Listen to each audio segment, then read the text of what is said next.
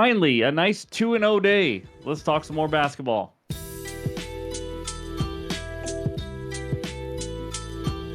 What's going on, everyone? Welcome back in to another episode for Just a Bet Outside. I am your host, Steven, and I am relieved. That is for sure. The 0-5 run is over. We went 2-0 yesterday. We'll go over the recap in a little bit, but man, did that feel good. It felt like we won 100 bets in one day. Yeah, that's how good it felt. But anyways, quick reminder, MLB Best Bets video is out after this video, so be sure to check it out. A ton of research help to help you make your own bets as well as our own best bets. But of course, any graphics you see in this video and other videos are from the app called OUTLIER, the best betting research tool on the market today. Click that link below. You get a 7-day free trial. So let's get into it with a dad joke. Here we go. What's the difference between peanuts and deer nuts? Peanuts cost $2.50, but deer nuts are under $1. That's pretty good. Come on. In this video, we're going to recap the last 2 days because we didn't recap that day before. And then we're going to preview and give our one best bet and one lean for the Game 6 Rockets and the Warriors and finish it with the recap because that's all we got, one game. So hit that like button if you haven't already. Leave a comment below to help this channel continue to grow. If you're new to the channel, hit that subscribe button. Come join this awesome community. And of course, come join the Discord. It's completely free. Discord link is in the description. So let's get it started. And that means it's recap time. All right, there it is, the recap. Wednesday, we did not get to because we recorded before it happened, but we went 0-2. Şengün over 30.5 points, plus rebounds. You guys saw that game. It was an absolute annihilation. He was in some foul trouble, played about 10 less minutes than I thought he would. It's just one of those games. Over 209 Minnesota Lakers. It was great after 3 quarters. And then the fourth quarter, everything stopped and slowed down in the under hit. So Thursday, though, let's talk about the good day. Cade Cunningham under 27.5 points, got the job done. Did not shoot the ball very well, couldn't finish at the end.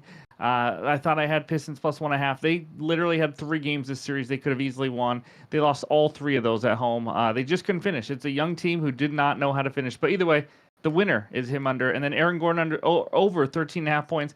Just got the job done in the third quarter right before we started recording this video. So that was a nice winner. So hopefully that kind of catapults us into a little bit of a hot streak. But I'm going to tell you, the playoffs, as you guys found out, it's not easy because these lines are as sharp as can be, especially when you're looking at two teams that have played each other 5-6 times in a row already. So hopefully we can get on a hot streak, though. That's the recap playoff record. We're down 3.24 or 3.42 units. And then, of course, the regular season record, we won 29. So that's what we got for the recap. Now let's talk Rockets and Warriors. All right, we head out to San Francisco where the Warriors host the Houston Rockets in Game 6. Warriors -5. Total in this one is 203.5. Quick preview of this game. You guys have obviously been paying attention to it already, but Warriors should be well rested because Steve Kerr gave up early. He threw the white flag or threw the white towel in, and the starters played like 20 minutes. It was stupid, honestly. But only in the NBA can you give up on playoff games super early. Steph played 23 minutes. Draymond played 17. Butler and Moody played the most at 25. Now the Rockets' 2 wins in this series. It's been weird. They've been both blowouts, but also they've lost some close ones and struggled in the fourth quarter. So the only injury is Jonathan Kuminga, questionable with an illness, not really an injury. In the 2 games that Rockets have played in Golden State, they were up 2 heading to the fourth quarter, lost by 11, and they lost another close one by 3 points. So that's just a little summary of what's been happening. You guys already know it, but I got a best bet in this one. Again, half unit play. It's one game. I don't have anything I just absolutely love. Lines are sharp, but I do like this one.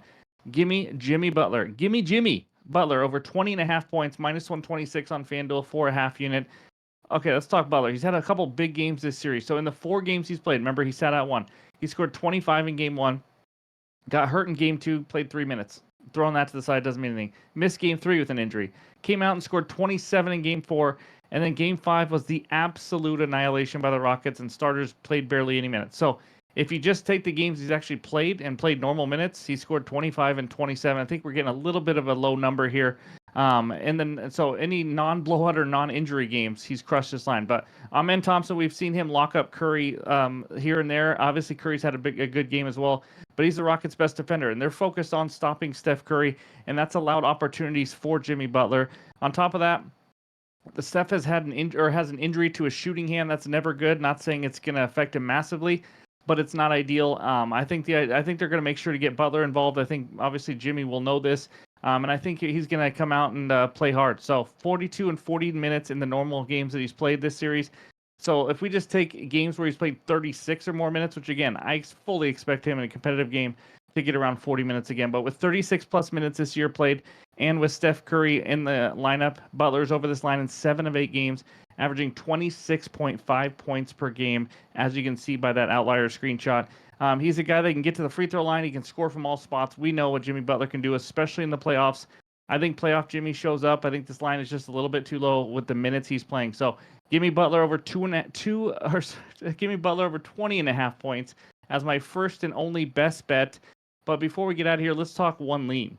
All right, the other lean I have here is a little bit unique. We don't usually bet these, but how about Draymond Green over 2.5 steals plus blocks or stocks, whatever you call them. So let's talk about it real quick. He's gone over this line easily in the first 3 games of the series, 4, 4, and 5 stocks. In games 4 and 5, Game 4, he had foul trouble, and Game 5, he played just 18 minutes because, again, that was the annihilation game. Honestly, I'm throwing Game 5 out because it means nothing. But in games where he's just played 32 or more minutes, he's over this line in 15 of 23 games, averaging 3.17 stocks per game.